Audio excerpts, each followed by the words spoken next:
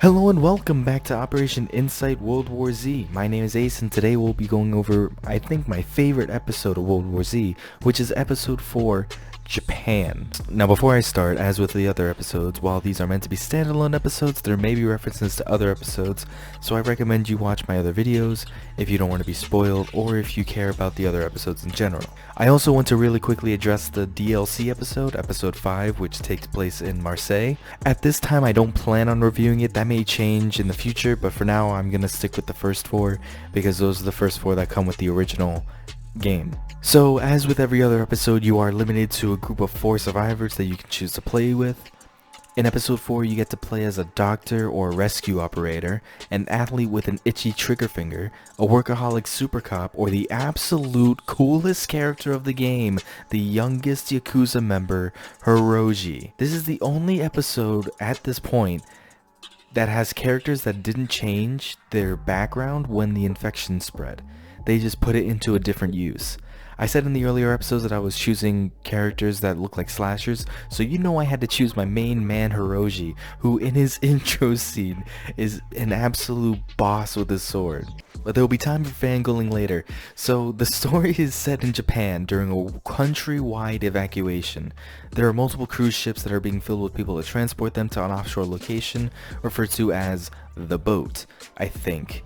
Chapter 1 starts with you and the group working your way to a bus full of people that they are helping to transport.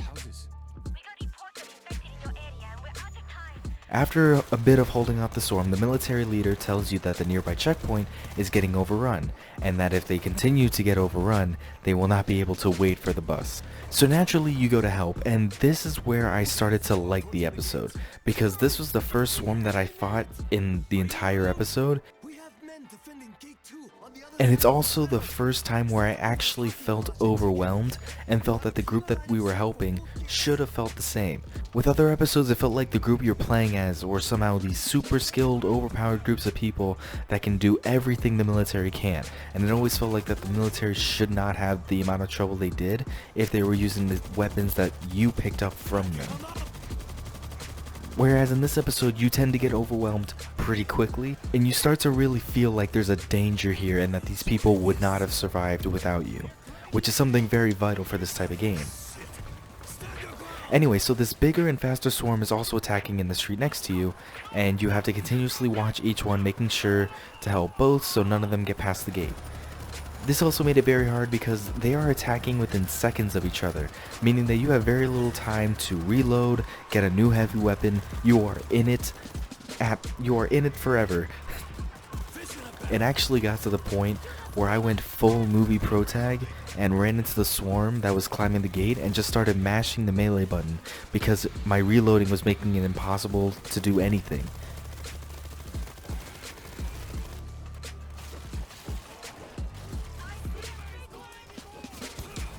And I'll say that that was really cool, especially because it was the end of the swarm and I felt like I was watching a movie where like the bad character goes full hero and risks their life to save the day, which is what happened because I went in there knowing I was probably gonna die, but I needed to, you get the point. This and future parts are what make this my favorite episode by far. If you haven't noticed yet, there is a trend with each episode that the first chapter is usually the shortest and usually the most to the point. So now we are led into chapter 2, which starts with the group being told that you are part of the last group to be evacuated and you need to get to the boat fast, meaning that most of the people that were going to be boarding the ships have boarded and you are part of the military that was left over guarding gates, working your way backwards. As you work your way through a suburb area, you reach a military checkpoint where they tell you that you need to hold off a swarm before passing. This is nothing new, but I want to harp on this because this is the part where I started to notice that my guns felt like they were doing less than they used to. Like I used to be able to hold my own in a swarm or at least do something, but the guns I felt were not upgraded enough. And that's mainly my fault for playing it on easy mode, because on easy mode you don't get a lot of money to upgrade it. But I actually ended up going full slasher again, and it worked better than I thought. I really think this might be a strat to just have a guy that can stand at the defense point at all times, to be able to swing a sword around and lessen the horde for your teammates. If not, then it definitely makes it more cinematic. Anyway, you fight the swarm, you survive, you pass the CP, and then when you get to the boarding line at the dock, the command tells you to set explosives at a nearby fueling station to create a wall of fire behind them to give them more time to board and leave. Now if you watched the other videos or played the other episodes, then this would be around the time where you realize that Japan happens to be the most organized country in this entire scenario that I have seen so far, in terms of dealing with the infected and dealing with getting people to safety. Apparently, from the conversations between the characters, they were on top of it from the get-go, and they were very organized with setting up checkpoints and getting people out, dealing with swarms and setting up walls, anything they could do to give them the extra time they needed. Now, in the book, if you've read a synopsis or actually read the book, the whole point is, spoilers beforehand, but the whole point is that the human race is surviving the zombie apocalypse. They're surviving the affected and they're slowly pushing them back and winning the war. And it's stuff like this that makes me believe that we would actually win instead of just survive.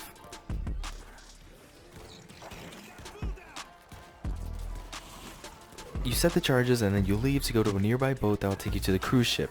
And then you fight the end of chapter swarm as you do, and defend the boat while you wait for the boat to get to you, or to get ready at least.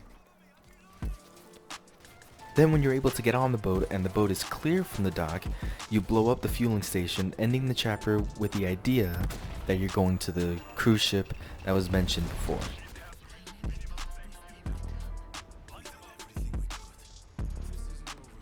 This leads us into Chapter 3. Chapter 3, which is the last chapter, starts with you already being on the cruise ship, and there happens to be an infection that got to a passenger who then spread it to a lot of other passengers, and you're going throughout the ship eliminating the affected and closing off parts of the ship, all while working towards the stern, where you can do one last battle against all of them in the boat, bring them all to one place.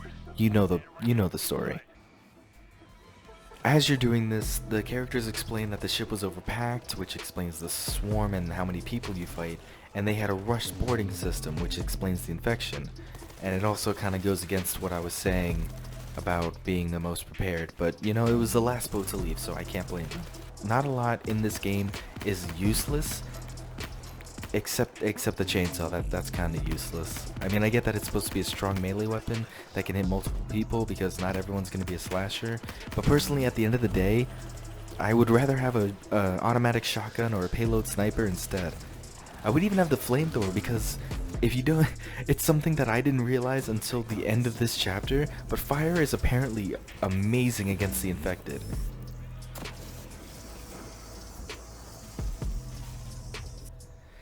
So anyway, you get to the back of the ship, and the plan is to set off an alarm to attract the rest of the infected and create a giant swarm fight.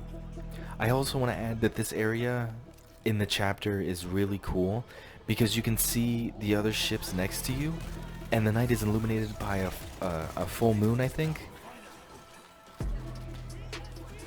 which is in its own right amazing, and I love that. But they also had, at the beginning of the chapter, they had a helicopter flying above, which kind of indicates that everyone else knows what's happening and they're very on top of the situation.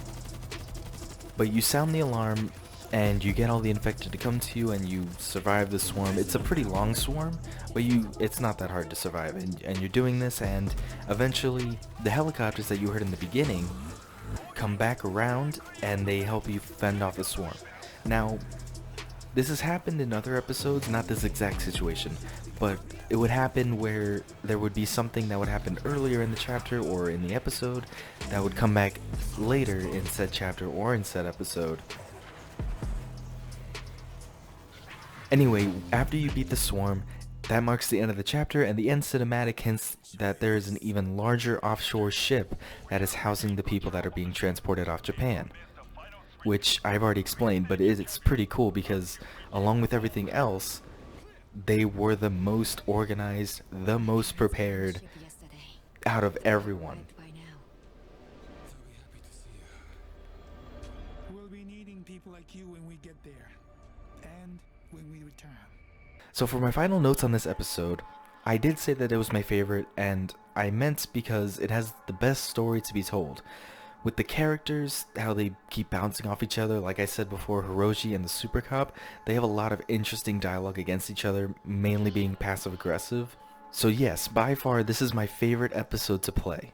Let me know what yours was. I'm genuinely curious why you chose one of the other ones as your favorite. Was it just because of the sci-fi, or maybe the location, or the characters even? Anyway, thank you for watching. Like I said in the beginning, as of right now I don't have a plan on making a video about episode 5, but if that ever changes, obviously you'll be the first to know. But with that ends the Operation Insight World War Z series. For now at least. I am thinking about doing this with other games, but I'm having some trouble finding games that I would like to do this with. I mean, I'm sure you guys will know when I decide which games that I would want to do, but if you have a preference, be sure to let me know in the comments, as that's the only way you can communicate that to us. And I do want to say before this ends that this was a lot of fun making. I really liked this game, but more so I really also liked doing the explanatory fill-in for people either on the fence or who may just not know about this game or may not have time to play it. As a kid, I didn't really have a lot of money, so I never really got to play the games that I wanted to play. That, and I was a kid and all the games I wanted to play were M. So it would be videos like these that would help me out and help me, I guess, see what I'm missing, but in a good way. It also is interesting because it feels like I'm actually talking to you and giving a breakdown of a game that a friend really never asked me for. For instance, the other videos that we make are more commentary and we make jokes, and those are awesome to make, but it's these every now and again to have these interactive between us and you is really fun to make. Anyway, thank you guys for watching this series. It's been a blast, and I hope you've enjoyed it as well. We honestly appreciate everything you do, and we hope to see you later.